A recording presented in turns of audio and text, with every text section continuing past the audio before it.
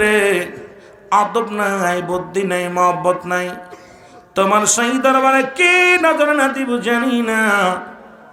অনেক আলোচনা, নবীর ইশকের আলোচনা, নবীর মহব্বতের আলোচনা, কিয়ামতের ভয়াবহতা নিয়ে কিছু কথা বললাম। আল্লাহ, ওই হাসরের দিন বড় কঠিন হবে রে। মুঠু হাত উপরে সূর্যোদয় হবে, মাটিগুলো গলে পড়ে যাবে। আল্লাহ, মানুষগুলো ঘামের মধ্যে সাঁতার কাটবে।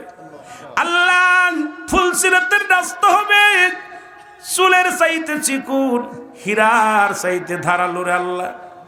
ওই ফুলসিরাতের রাস্তা কেউ বিজলির ন্যায় পার হয়ে যাবে, কেউ বা কেটে কেটে জমিনের মধ্যে পড়ে যাবে। আল্লাহ, ওই কঠিন দিনে পিতা পুত্রকে চিনবে না, ভাই ভাইকে চিনবে না।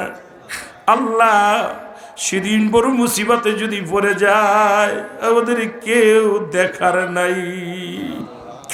এ মাওলা, ওই কঠিন দিনে, ওই কঠিন মুহূর্তে কে আমাদেরকে সঙ্গ দিবে, কে আমাদের দেখবে? দরদি নবী ডাকতে বলে, উম্মতিরা রে, তোদের ভয় নাই, আমি নবী আছি। রব্বে কারীম, ওই কঠিন দিনে একমাত্র দরদি বান্ধব হবে রাহমাতাল লিল আলামিন। আল্লাহ, যেদিন কিচ্ছু থাকবে না, কিচ্ছু বলতে কিচ্ছু থাকবে না, এই মাটির জমিনটা পুরো তামা বানায়া দিবা। এই মাটির জমিন পুরে তামা হয়ে যাবে। রব্বে কারীম সেদিন কুরসির মধ্যে বসে যাবে। আল্লাহ, যেদিন আপনি বিচারের কাঠ গড়ায় দাঁড়ায়া আমাদেরকে দাঁড় করায় দিবেন গে আল্লাহ, সেদিন আপনি যদি কঠোর হন, বাঁচার কোনো পথ নাই, জাহান্নাম ছাড়া গতি নাই। আল্লাহ, তোমার রহমান রাহিমের খাতিরে, কুদরতি নামের খাতিরে, ওই কিয়ামতের দিবসে কঠিন দিনে আমাদের উপরে তুমি রহমত দান করো গো আল্লাহ। আয় আল্লাহ, আমরা পাপী, আমরা গুনাহগার, আমাদের আদব নাই, বুদ্ধি নাই, আমাদের সাহস নাই। আল্লাহ, আল্লাহ গো, ও আল্লাহ, চারিদিকেই দেখি বিপদ, চারিদিকে দেখি গজব, চারিদিকে অন্যায়, চারিদিকে জুলুম, চারিদিকে ব্যভিচার রে আল্লাহ।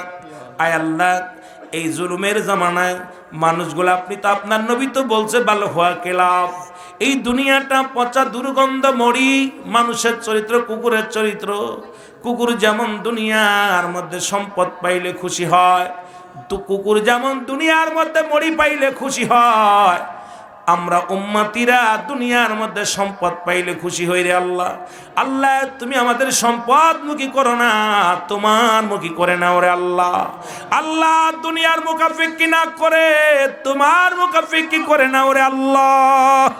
আল্লাহ, তোমার রাসূলের মুখাফিকি করে নাও। আল্লাহ, দুনিয়ার সমস্ত গজব থেকে আমাদেরকে বাঁচাও রে আল্লাহ। আল্লাহ, আমরা যারা আমিন আমিন করি, যাদের আব্বা মা দুনিয়া থেকে বিদায় হয়ে গেছে, আয় রব্বে কারীম, কার জন্য বাবা নাই, কার জন্য মা নাই, অনেক মানুষ বসেছে জান্নাতের বাগানে। আল্লাহ, আবার ভাইয়েরা বসেছে শুধু গুনাহ মাফের জন্য, বড় অপরাধী বলে।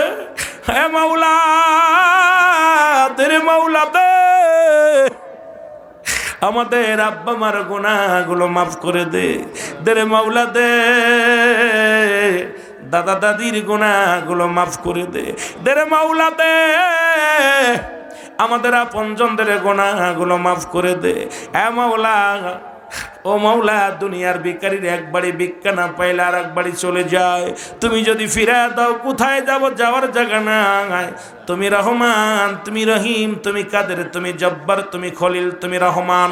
আল্লাহ, তোমার কুদরতি নামের ওসিলায় আমাদের সকলের গুনাহগুলো মাফ করে দাও আল্লাহ। আল্লাহ এই মুবারকপুরের জমিনে যত কবরবাসী কবরে শুয়ে আছে মাফ করে দাও আল্লাহ।